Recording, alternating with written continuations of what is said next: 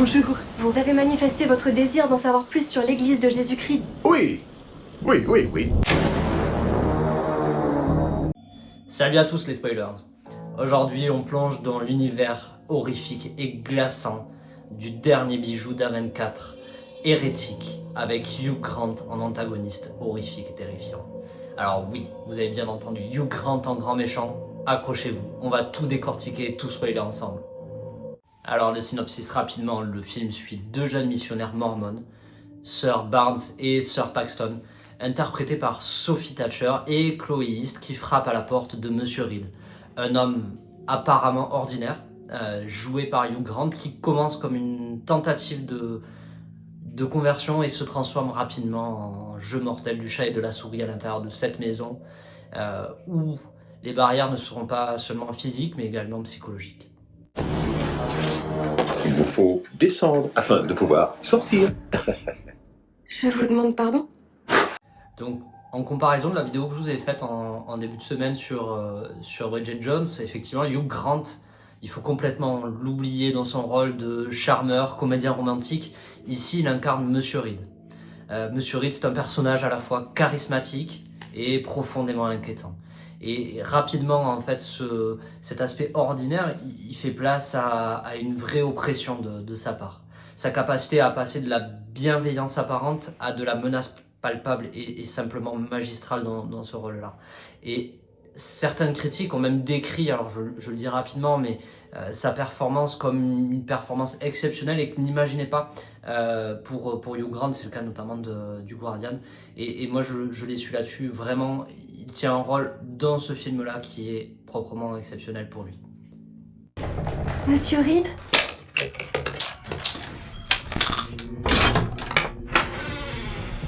On ne peut pas parler de ce film, du coup, sans parler de l'atmosphère. L'atmosphère qui règne dans ce film qui est relativement pesante.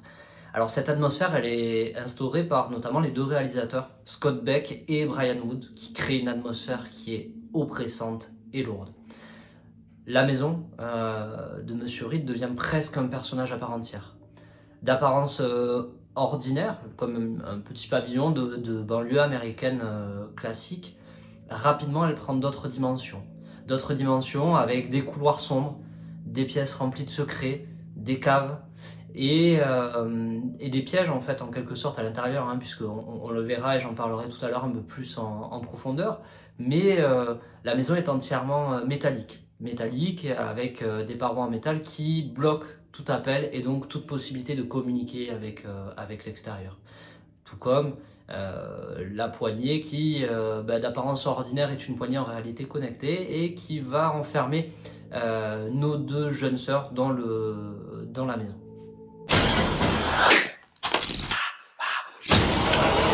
Terrifiant. Alors, c'est un film particulier puisque au-delà de l'horreur, en fait, Hérétique il essaye d'explorer des thèmes profonds et relativement peu abordés, et surtout sur du cinéma américain, sur la foi, la vulnérabilité et la manipulation.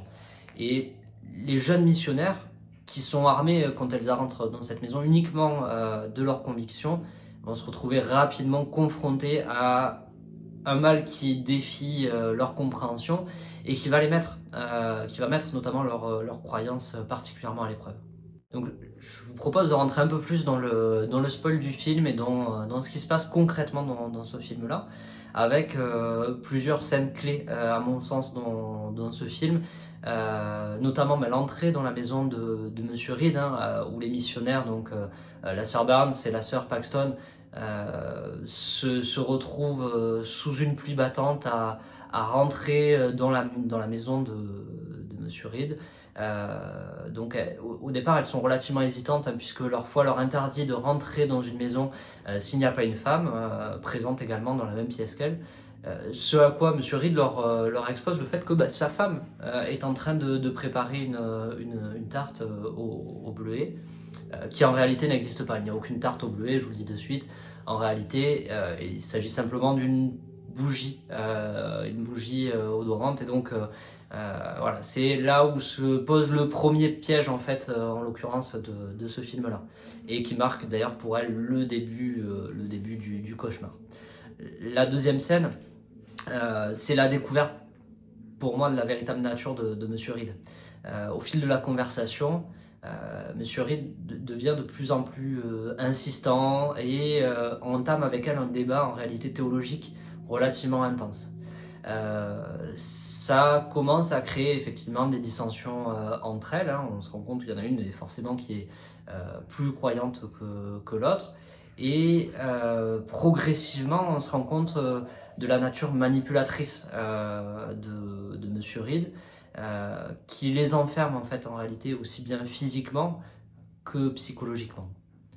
Enfin, donc la tentative aussi d'évasion, consciente du danger, hein, les deux sœurs essayent de communiquer vers l'extérieur, mais comme je le disais, la maison elle est entièrement faite de cloisons métalliques et donc qui bloquent tous les appels. Elle se retrouve là, du coup, bloquée à l'intérieur de la maison, et on voit intelligemment en fait les pièges qui sont tendus par Monsieur Reed commencer à fonctionner les uns après les autres.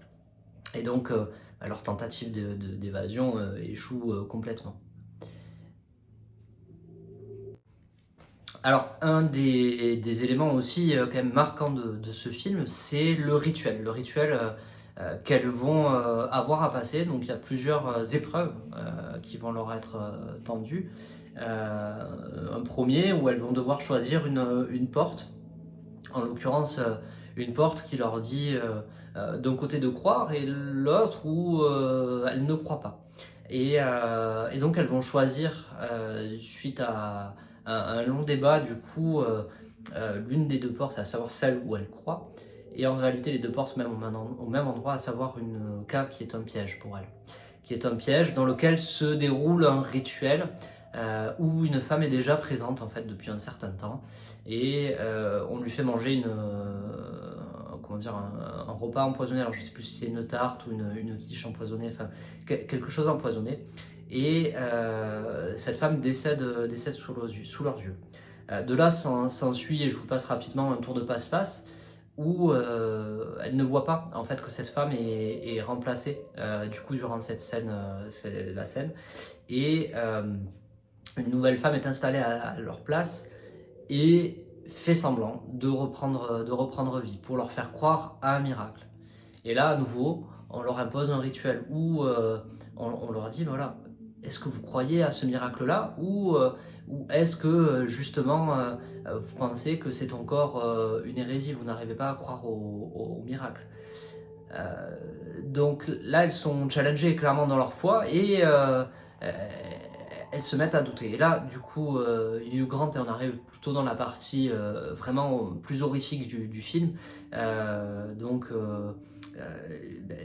s'attaque à l'une des deux jeunes femmes, concrètement la tue, et sort une pièce métallique de son bras en disant effectivement, ben voilà, elle ne reprend pas vie parce qu'en réalité c'est une IA, c'est un robot, et la foi ne marche pas sur les robots.